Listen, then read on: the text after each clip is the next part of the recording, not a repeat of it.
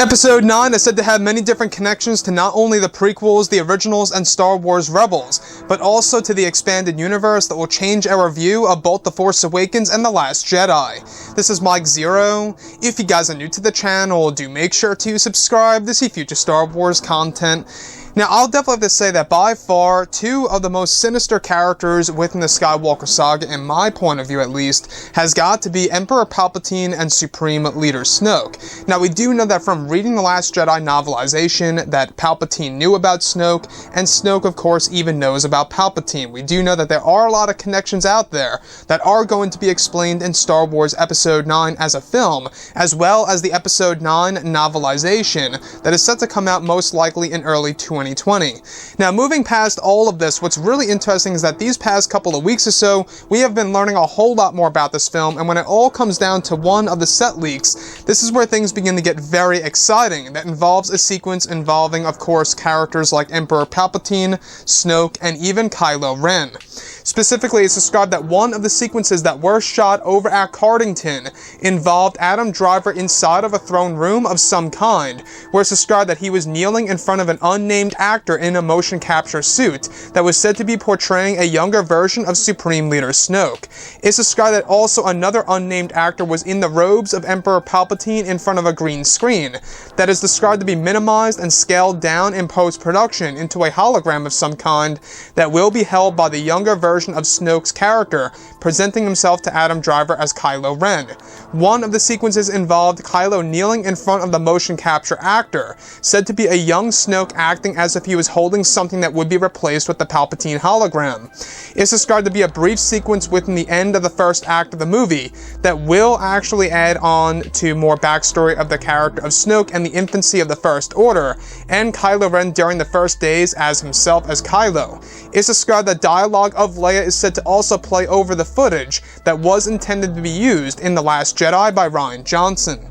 So I want to go over a couple of parts about all of this and as to why I believe that this is fantastic. Now, one thing that we do know about Episode 9 is that we do know that J.J. Abrams is going to be exploring little elements and little aspects here and there of Snoke's backstory in this movie, and it could very well be why we are getting a Snoke-dedicated comic book just 1 month before Star Wars Episode 9's release. I find it a little strange that it's actually dropping during the month of November, just 1 month exactly before the Episode 9 release date comes into play here on December 19th. So one thing that I do find very intriguing about all of this is that this includes a younger version of Snoke, Kylo Ren, and even the hologram of Emperor Palpatine being held by Snoke himself.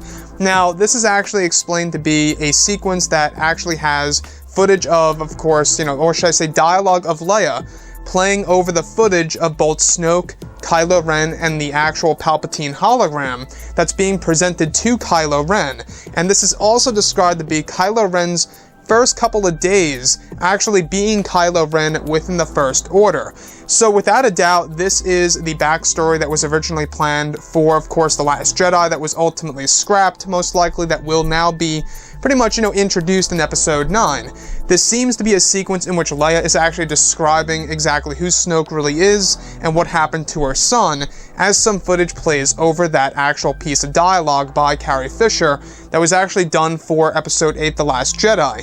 In case you guys did not know, there were original plans for both The Force Awakens and The Last Jedi for a scene that involved Carrie Fisher as Leia, actually talking a whole lot more about Supreme Leader Snoke. Now, we do know that Andy Serkis, Rian Johnson, J.J. Abrams, all of those guys, they know the full backstory of Snoke. It's a big secret, and they're keeping it a secret in case if they ever wanted to tell more about him in a future Star Wars film, trilogy, or maybe even a spin-off series at that.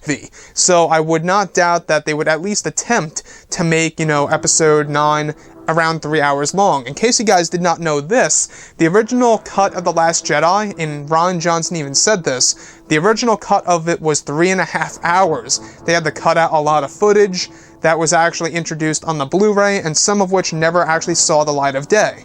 So that's one thing to keep in mind here, is that originally The Last Jedi was 3.5 hours. And now going into episode 9, I think that the final version of the movie at least deserves to be 3 hours in length, because this really is going to be the final film of the Skywalker saga. It's very important and historical as a Star Wars film.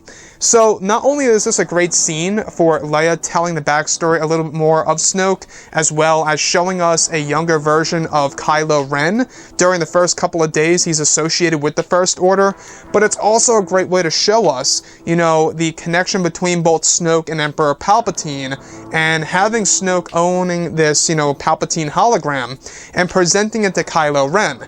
Now, like I say, we do know that this movie is going to be filled with nostalgia and fan service, and whether or not that's going to be done in a good or a bad way is a big mystery as of right now, and a huge question open on the table for discussion. So anyways, guys, drop a comment below. Let me know what you think about all of this in the comments, and if you guys did enjoy the content for today, do make sure to drop a thumbs up on this video to support the channel. I thank you all so very much for the kind support, and I'll catch you guys next time.